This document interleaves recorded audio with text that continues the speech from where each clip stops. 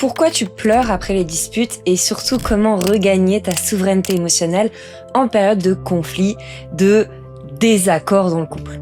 Imagine la scène, vous êtes tous les deux en voiture et il y a 2 jours, vous vous êtes dit que ce serait cool de faire un petit truc en amoureux ce week-end. Là, on est samedi, 16h, rien. Il t'en parle pas, il l'évoque pas. À l'intérieur de toi, tu commences à ruminer et quelque chose commence à se serrer. Alors tu lui demandes calmement, est-ce que c'est toujours ok pour ce soir ? Et là, tu vois bien dans ses yeux qu'il a complètement zappé. Du coup, tu lui dis que t'en as marre, qu'il prévoit jamais rien pour le couple, que c'est toujours toi qui y penses. Lui se défend, minimise, il te dit que tu cherches encore les problèmes. Et tu restes là, en tête à tête avec Morticia. Alors, c'est le petit nom que je donne, tu sais, à cette petite voix bien relou dans ta tête qui diabolise tout ce que l'autre dit. Lui, il s'en fout. Comme d'habitude, il oublie. Il en a rien à faire de moi. Il en a rien à faire de nous. Ça te serre le cœur. Et là, tu vas enclencher ce qu'on appelle le mode survie. Le mode où tu te renfermes, où tu pleures pour monter ta peine. Parce que comme il la minimise, tu te dis que si je la laisse sortir, s'il voit que je pleure, il se rendra compte que c'est pas du chichi, qu'à l'intérieur, j'ai vraiment mal. Mais ce qui te fait mal, c'est pas qu'il ait oublié. Ce qui te fait mal à ce moment-là,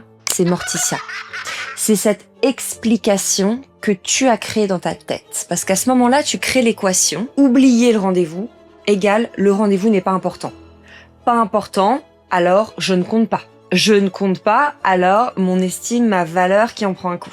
Tu lui dis, moi j'oublierai jamais. Un no date, c'est tellement important pour moi, c'est impossible que j'oublie. Donc si toi t'oublies, c'est que ça veut dire que tu t'en fiches. C'est que c'est pas important pour toi. Que passer du temps ensemble, ça te fait pas autant plaisir que moi. Le biais cognitif. En PNL, on dit une phrase essentielle. La carte n'est pas le territoire. Ça veut dire que ta perception du monde n'est pas la réalité objective. C'est ta carte à toi, c'est ton monde à toi. Et dans ton monde, quand quelqu'un compte vraiment, tu n'oublies pas. Donc, ton cerveau, et c'est naturel, il a fait le raccourci, moi, je ferai pas ça, donc si lui, il fait ça, c'est que il s'en fiche. C'est ce qu'on appelle un biais cognitif. C'est très classique et ça fait beaucoup de mal dans les relations. Ton cerveau, il cherche de la cohérence, de la sécurité. Donc, il va se baser sur ton système de référence et il fait des interprétations basées sur ton système. Ça marche pour tout, Par exemple, il a fait le petit déj que pour lui, alors que toi, tu fais toujours pour 2. Il s'en fout. Il pense pas à t'offrir des fleurs alors que tu lui as dit que t'aimais ça. Comme toi, dans ton monde, s'il te dit « j'aime bien ci ou ça », tu le ferais pour lui. Comme lui, il le fait pas. Il s'en fout. Tu as dit 15 fois qu'il fallait pas mettre des choses dans l'évier si la vaisselle est vide et les mettre directement dedans, sinon ça attire les mouches, blablabla. Il y a souvent des actes manqués, ça veut dire qu'il s'en fout. Parce que si lui te dit quelque chose, toi t'imprimes et tu actionnes direct. Et comme lui, acte manqué, il le fait 1 fois sur 3, ça prend du temps, c'est qu'il s'en fiche. Vous avez 2 systèmes de fonctionnement différents. Une chose que toi, tu vas imprimer et mettre en action direct, parce que ça te paraît logique, ce n'est pas sa logique, ce n'est pas son système de fonctionnement à lui. Ça, c'est ultra important. C'est ce qu'on appelle des biais de confirmation, ça crée des fausses interprétations et donc du passif-agressif, un manque de tolérance, un manque de patience dans le couple. Alors que ces 2 mots-là, ils sont vraiment essentiels. Tes réflexes, ton fonctionnement, ton aptitude à voir, anticiper, mémoriser est absolument unique. Tu es absolument unique et en plus de ça, t'as été socialisée en tant que femme à notre époque. Et lui, il a reçu d'autres codes. Il a appris à prioriser d'autres choses dans son environnement depuis qu'il est tout petit. Ta carte n'est pas le territoire. Donc revenons à l'exemple du dîner en amoureux là, du samedi soir. Toi tu lui dis, si tu oublies qu'on a un dîner de prévu, ça veut dire que tu t'en fiches. Maintenant regardons ce qui se passe de l'autre côté. Lui, ce qu'il entend, c'est pas j'ai mal au cœur, je suis en train de penser que tu ne m'aimes pas autant que je t'aime, parce que c'est ce que tu veux dire dans le fond.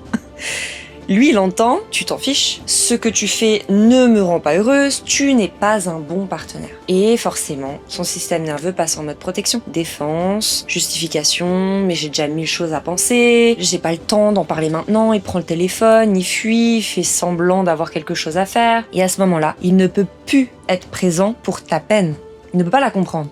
Il est trop occupé à se protéger. 2, la différence crée la polarité. Vous êtes différents et c'est justement pour ça qu'il y a eu de l'attirance dès le départ entre vous. Dans le cadre d'un couple hétéro, la femme naît avec plus d'énergie yin. C'est la lune, l'ombre, l'intuition, l'intériorité. C'est accueillir, recevoir, nourrir et ressentir. L'homme, lui, naît avec plus d'énergie yang. C'est le soleil, la lumière, l'action, pénétrer, agir, donner, construire, impulser. Et dans le cadre d'un couple homosexuel, c'est pareil. L'un des deux est plus souvent dans sa féminine et l'autre est plus souvent dans sa masculine. Et ce n'est pas du tout figé. Au contraire, très souvent, vous inversez la tendance sans vous en rendre compte. Quand toi, tu organises, tu prends le lead pour la famille, t'es clairement dans ta masculine et souvent en face, ton partenaire, à ce moment-là, il va jumper dans sa féminine. On a tous du féminin et du masculin à l'intérieur de nous, à différentes proportions, on les utilise dans différentes situations. Ce qui bloque souvent dans un couple, c'est quand les deux vont être dans leur féminine au même moment, ou que les deux vont être dans leur masculine au même moment. Il n'y a pas de polarité qui se crée et c'est conflictuel. Si vous étiez identiques, il n'y aurait pas de polarité. Et sans polarité, il n'y a pas de désir, il n'y a pas de tension, il n'y a pas de vivant. Donc, pour stopper les fausses interprétations, de ton côté, le travail, ça va être d'apprendre à ne pas parler sous l'émotion brute. Parce que quand t'es sous l'émotion, le toilettage verbal disparaît complètement. Donc, pour calmer la douleur, il faut absolument distinguer deux choses. Son action, il oublie le date, et ton interprétation, alors il s'en fout. Et ensuite, une fois que tu as distingué les deux, tu communiques. Au lieu de dire tu t'en fiches, tu dis je sais qu'on est différents là-dessus et c'est important que tu saches ce qui se passe en moi, là tout de suite. Quand tu oublies, ça me fait un petit pic au cœur parce que j'ai l'impression que je ne compte pas, que notre couple compte pas à tes yeux. Parce que moi, dans mon monde, quand j'oublie un rendez-vous, c'est vraiment que la personne ou le rendez-vous, c'est le cadet de mes soucis. Est-ce que pour toi, nos moments à deux sont importants? Est-ce que tu peux m'expliquer pourquoi t'as oublié ou pourquoi t'y penses pas? Ça m'aiderait vraiment à clarifier ce qui tourne dans ma tête à ce moment-là et cette fausse interprétation que tu t'en fiches. Et son job à lui, c'est pas de défendre son personnage coûte que coûte, quitte à te laisser toute seule là dans ton émotion ou en tête à tête avec ta Morticia. C'est de commencer à co-réguler avec toi. Et c'est pas évident, hein. Franchement avec Pato, ça nous a pris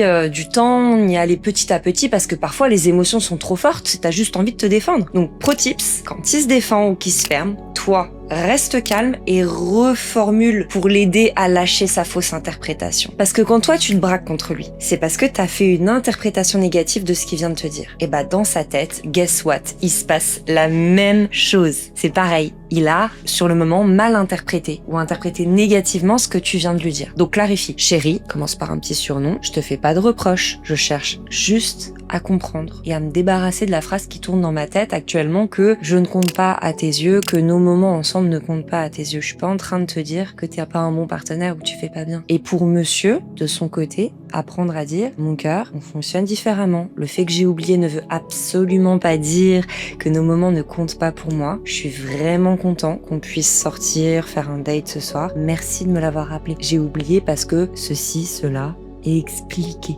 Ce qui abîme le couple, c'est pas les oublis, c'est les interprétations non verbalisées ou mal verbalisées. Les tu t'en fous, tu fais jamais rien, c'est toujours moi qui. Et aussi les mécanismes de protection qu'on comprend mal. S'il fuit, s'il minimise, alors ça veut dire que justement, il s'en fout. C'est vraiment sortir de tout ce théâtre qui est épuisant et c'est pas chercher à changer l'autre, c'est au contraire essayer de comprendre ce qui se passe pour mieux traduire la prochaine fois, pour ne plus aller dans ces fausses interprétations. Et ensuite, on voit ce qui peut être rééquilibré dans la relation parce qu'on peut tous évoluer. Et si tu veux apprendre à faire ça dans ton propre couple, on peut t'aider. C'est tout l'enjeu de la méthode miroir. Comprendre ce qui se passe, guérir ce qui a activé chez toi et transformer les déclencheurs pour devenir une meilleure personne grâce à ton couple, grâce au miroir qui sont offerts dans ta relation. Merci pour les likes et les commentaires. Prends bien soin de toi et à bientôt.